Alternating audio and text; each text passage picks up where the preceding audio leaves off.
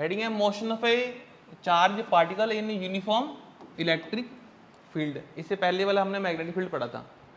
Magnetic field के अंदर हमने 3 केस डिस्कस किए थे, एक 90 डिग्री का, एक 0 180 और एट आर्बिट्रेरी एंगल, है ना, याद आ रहा है।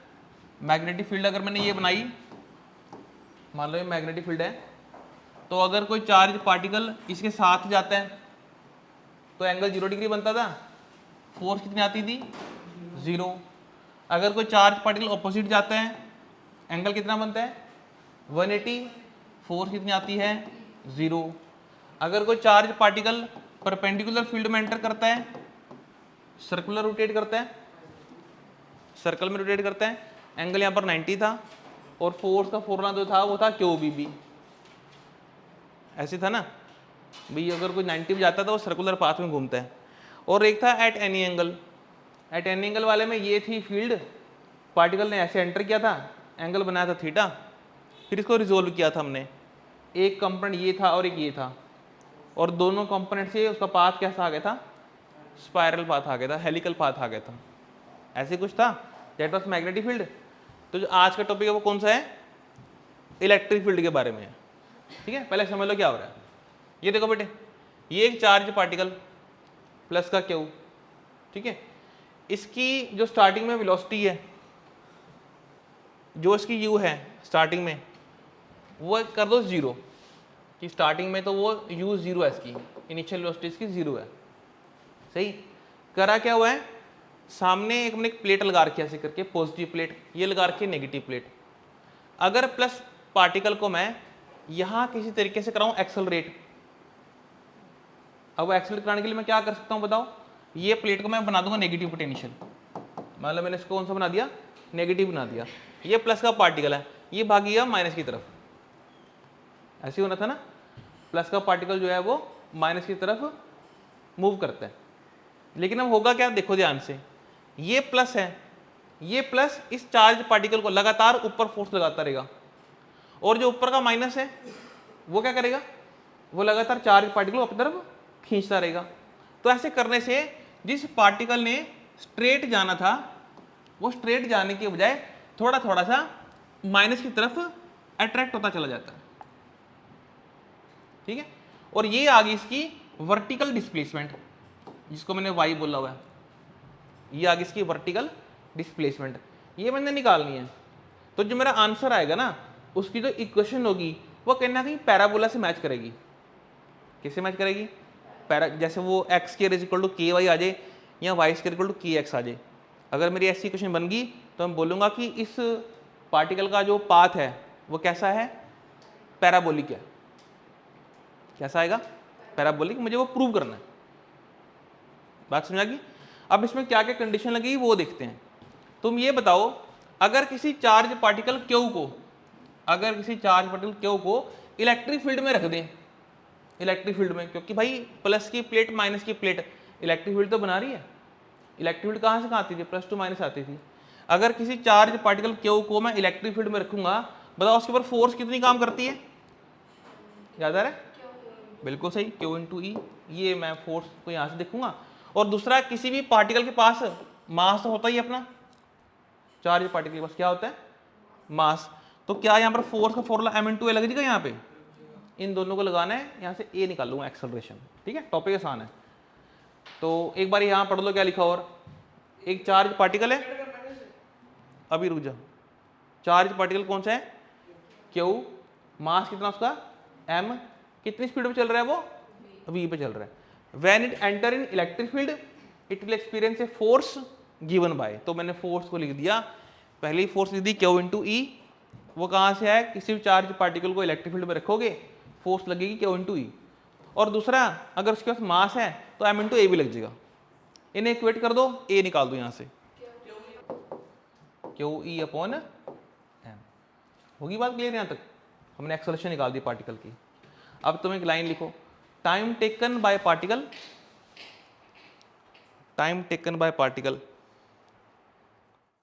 To cross this field will B.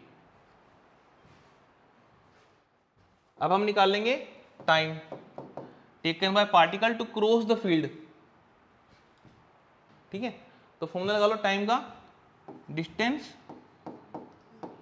Upon speed, ये लगा लो formula, time is equal to distance upon speed.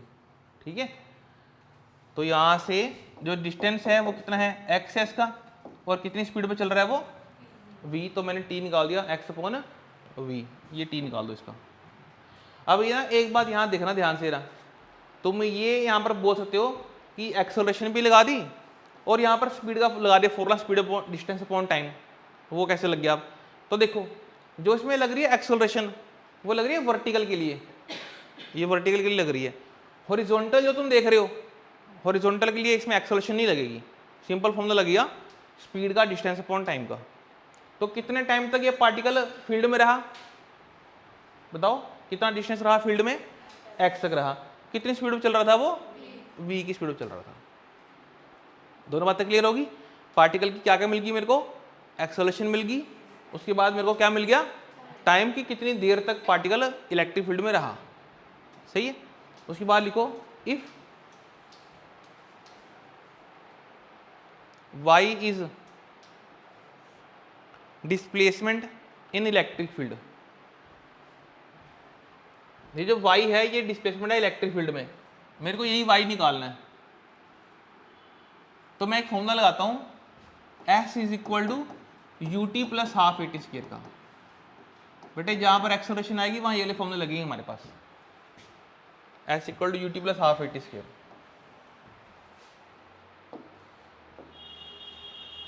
ठीक है ना बेटे, ये निकाल रहा हूं मैं क्या निकाल रहा हूँ, वर्टिकल डिस्प्लेसमेंट। तो मेरे को मैंने फॉर्मूला ले लिया you T plus half A T square, सुना ना सबने फॉर्मूला।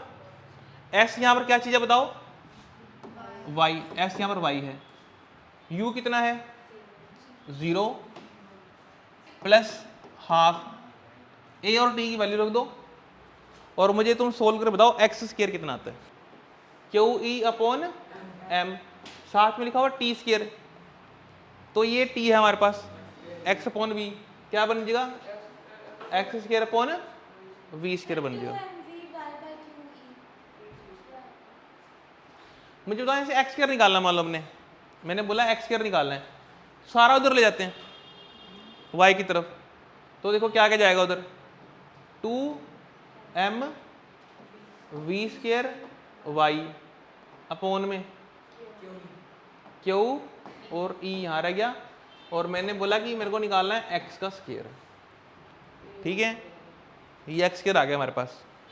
अब बस ये पहचानो इसमें से कांस्टेंट कौन सा है, वेरिएबल कौन सा है। देखो देखो y वेरिएबल कैसे है, जब तो बात कर रहे हो इस जगह की, तो यहाँ पर y इतना है, थोड़ा आगे बढ़ के y ज़्यादा हो गया, थोड़ा और आगे बढ़ के y इतना हो गया, थोड़ा और आगे बढ़ के y इतना हो गया, तो y बार बार अपने आप को चेंज कर रहा है। कौन चेंज नहीं कर रहा अपने आप को, ये टर्म चेंज नहीं कर रही है, ये सारी टर्म कैसे हमारे पास कांस्टेंट है। तो बेटे मैं लिख दूंगा X square is equal to constant into y। अब आपको पता है कि मैं अगर इक्वल को हटाऊंगा और कांस्टेंट को हटाऊंगा, मैं क्या लगा सकता हूँ, डायरेक्टली प्रोपोर्शनल का sign, X square proportional to y, है ना। तो ये क्वेश्चन किसकी आ गई, ये क्वेश्चन आ गई पैराबोला की, और आप यहाँ पर एक लाइन लिख लो लास्ट में कि hence the particle will follow parabolic path. ये L is the length of conductor, और जो इसमें इलेक्ट्रॉन चल रहे हैं, जो इसमें इलेक्ट्रॉन चल रहे हैं वो यहाँ दिखा दो, और इलेक्ट्रॉन को चला दो आप VD से। VD पता है ना क्या चीज़ है, VD क्या होती है, ड्रिफ्ट वेलोसिटी। इलेक्ट्रॉन जब चलता है वो ड्रिफ्ट वेलोसिटी से मूव करता है। ड्रिफ्ट वेलोसिटी का इधर को बेटे क्या बताया मैंने, ये एक वायर बना दी, करंट पास कर दिया मैंने I, और इस वायर को रखा मैग्नेटिक फील्ड में, इस पर एक फोर्स लग गई। जो अब तक के टॉपिक चल रहे थे हमारे, उसमें एक चार्ज पार्टिकल था जिसमें फोर्स लग रही थी। अब क्या नया काम शुरू हो गया, वायर को रख दिया हमने, उस पर भी फोर्स लग गई। तो यहाँ पर मैंने क्या दिखा है, एक वायर जिसमें करंट I फ्लो करेगा, उसको रख दिया आपने फील्ड में। फील्ड कौन सी है इसमें, B। वायर में कौन होंगे करंट बनाने वाले, इलेक्ट्रॉन्स। इलेक्ट्रॉन्स की स्पीड को हम क्या बोलते हैं, ड्रिफ्ट वेलोसिटी, VD से उसको दिखाते हैं हम, ऐसी है ना। And L is length of conductor, जिसकी मैंने बात करनी है। अच्छा बस इसको यहाँ समझो, जो मैंने यहाँ दिखाया डायग्राम, यहाँ देखो बेटे, इसको समझा रहा हूँ यहाँ पे मैं। ये यहाँ पर बन गया नॉर्थ साउथ का एक हॉर्सशू मैग्नेट है, मान लो कोई, ये जिसमें नॉर्थ साउथ से हमको दिखा रही है फील्ड, भाई मान लो इसमें फील्ड ऐसे आ रही है, ये सिर्फ ऐसे देख लो बेटे आप लोग, ये फील्ड आ रही है इसमें, इसमें रखा हमने कंडक्टर ऐसे करके, ये देखना ये है फील्ड ऐसे, और इसमें रख दिया हमने कंडक्टर ऐसे करके, और इस कंडक्टर में ना ये जो वायर जा रही है ये सेल के प्लस से कनेक्ट है, और दूसरी वायर कनेक्ट है सेल के माइनस से। समझ लो ये वायर है, ये वायर है, तो वायर की एक साइड कहां से कनेक्ट कर दी हमने, एक साइड बैटरी के प्लस से कनेक्ट कर दी, और एक कनेक्ट कर दी बैटरी के हमने माइनस से कनेक्ट कर दी। तो जैसे ही हमने इसको इसमें रखा, मैग्नेटिक फील्ड में ऐसे रखा हमने, और स्विच को ऑन किया, तो इस पर एक फोर्स लगी, फोर्स इधर भी लग सकती है, और नंबर 2 फोर्स इधर भी लग सकती है। फोर्स किधर लगेगी उसके लिए मैं टॉपिक कराता हूँ, फिर आपको समझाता हूँ कि रूल लगा करके फोर्स कहाँ लगेगी। लेकिन ये जो मैंने यहाँ दिखाया है ये इसका एक्सपेरिमेंट था। क्या एक्सपेरिमेंट था? मैग्नेटिक फील्ड में, मैग्नेटिक फील्ड में क्या रख दें, एक वायर, उसमें क्या पास कराओ, करंट, उसमें करंट पास कराओ, इलेक्ट्रॉन अपना चलेंगे। मैग्नेटिक फील्ड में वायर रखनी उसमें हमने, वायर में भी बन जाएगी, बिल्कुल सही। लेकिन अभी के लिए क्या बात बोल रहा हूँ मैं, अभी जो हमने देखा एक्सपेरिमेंट क्या था, ये 10th क्लास में पढ़ा हम लोगों ने। 10th क्लास में जो हमारे पास जो चैप्टर था मैग्नेटिक फील्ड का, उसमें एक्सपेरिमेंट था, और यही दिखा रखा था उसमें कि एक मैग्नेट में एक वायर रख दो, उस वायर में फोर्स लगेगी, और उसकी फोर्स इधर जाएगी या फिर इधर जाएगी, दोनों बातें होती हैं। हाँ, वो एक राइट हैंड रूल से निकालेंगे इस बार हम इसको। अब हमने क्या करना है, ये डायग्राम बनाना है। इसमें क्या दिखा रखा है, एक वायर, वायर की लेंथ कितनी है, एल, वो वायर का हिस्सा देखना है जो मैग्नेटिक फील्ड में है। ऐसे तो यार वायर बहुत बड़ी है, इधर देखो ये वायर तो बहुत बड़ी है, कहां से कहां वायर आ रही है, पर वायर कौन सी देखनी है, जो मैग्नेटिक फील्ड के बीच में रखी हुई है। तो हमने सिर्फ वही वायर देखनी है जो कहां रखी हुई है, मैग्नेटिक फील्ड में रखी हुई है, उसी की बात करेंगे। बाकी वायर बहुत बड़ी होती है, वहां की बात नहीं चलेगी। तो मैंने एल लेंथ मान ली जो फील्ड के अंदर है, इतनी वायर फील्ड के अंदर है। करंट पास करते ही, करंट पास करते ही वायर से कौन स्टार्ट करना चलता है, इलेक्ट्रॉन चलते हैं, और जब इलेक्ट्रॉन चलते हैं, इलेक्ट्रॉन की अपनी स्पीड होती है, उसको हम क्या बोल देते हैं, ड्रिफ्ट वेलोसिटी। ठीक है। अच्छा, अब अगली बात सुनो, इलेक्ट्रॉन एक चार्ज है, इलेक्ट्रॉन एक चार्ज है, v वेलोसिटी पे जा रहा है, फील्ड में रख दिया, फील्ड है b, तो बताओ कितनी फोर्स काम करेगी उसके ऊपर। फोर्स का फॉर्मूला बताओ मुझे आप, चार्ज पार्टिकल की फोर्स बताओ, चार्ज पार्टिकल की फोर्स बताओ। अगर किसी चार्ज पार्टिकल को मैग्नेटिक फील्ड में रख दें और वो v वेलोसिटी पे जा रहा हो, Q V B sine theta, पूरा फॉर्मूला वेक्टर फॉर्म में लिख लो बेटे, क्यू वी क्रॉस बी, ये नोट कर लो, करवा रखा पहले मैंने। क्यू को तो लिख लो बेटे ई, क्यू को तो ई लिख लो, ई मैंने चार्ज इलेक्ट्रॉन, और इसको लिख लो वी क्रॉस बी, वी को लिख लो वी डी, करो पहले इतना, टी से डिवाइड, टी से कर दी मैंने मल्टीप्लाई, बनेगी किसका फॉर्मूला है, एफ इज इक्वल टू, ये तो हो गया करंट आई, और करंट स्केलर क्वांटिटी है, करंट पे वेक्टर नहीं लगाएंगे।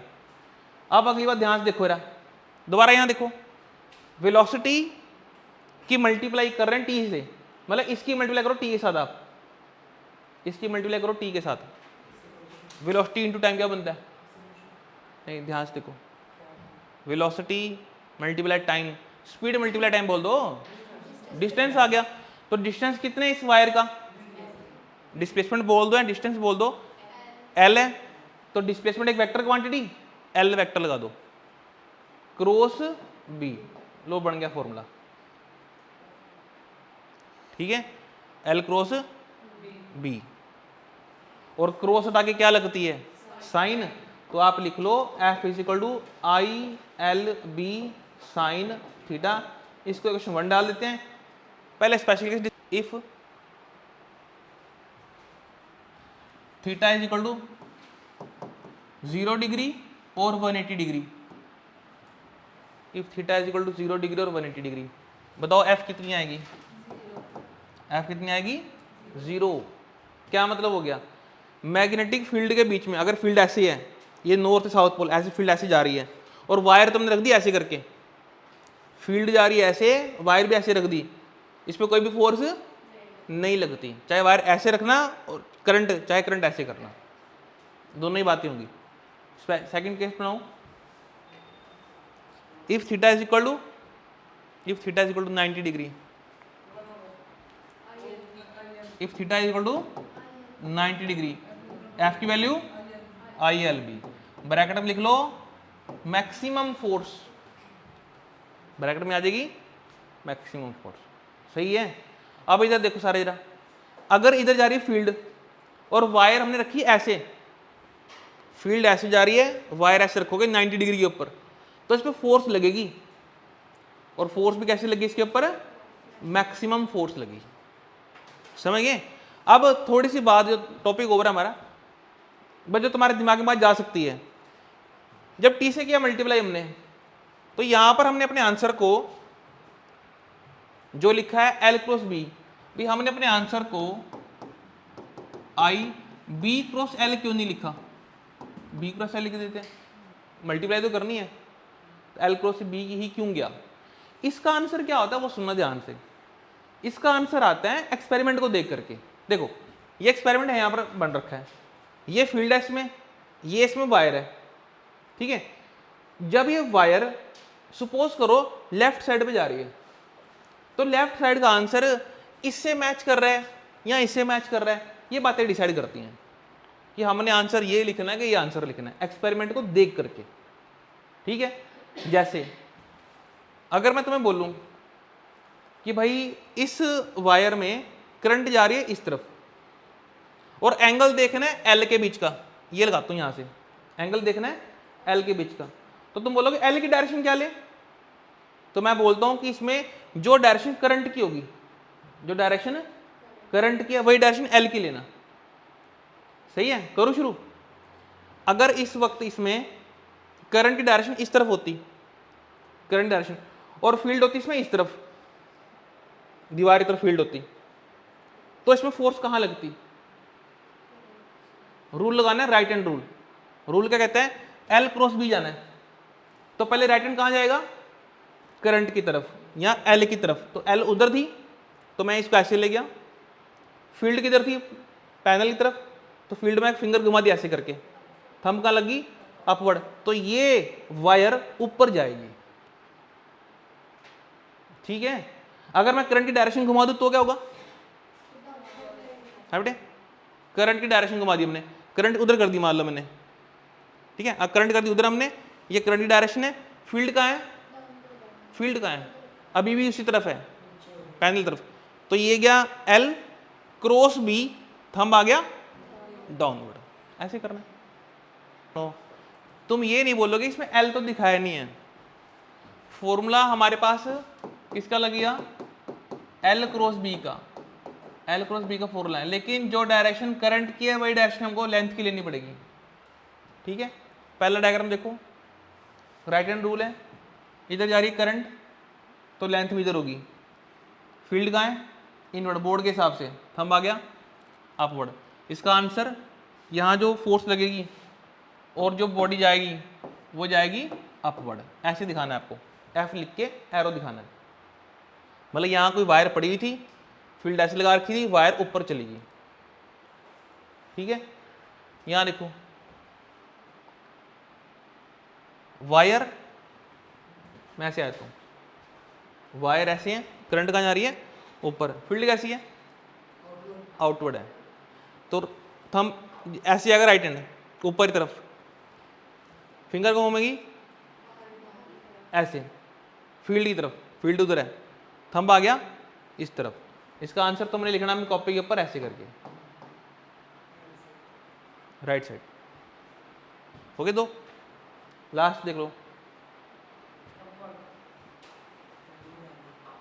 ये ग्रुप है, वायर ऐसे रखी हुई है, करंट इनवर्ड है, तो वायर ऐसे थी, करंट जा रहा है इनवर्ड, तो करंट इनवर्ड जा रहा है तो लेंथ भी इनवर्ड जाएगी, मतलब कि इसको ऐसे रखता हूं मैं, तो ये जा रहा है इनवर्ड ऐसे करके, फिंगर घूमेगी फील्ड की तरफ, तो ये जाएगा ऐसे, ऐसे बनेंगी फिंगर्स, थंब आ गया डाउनवर्ड। तो आपको ऐसे दिखाना है एफ, ये आंसर है इसका।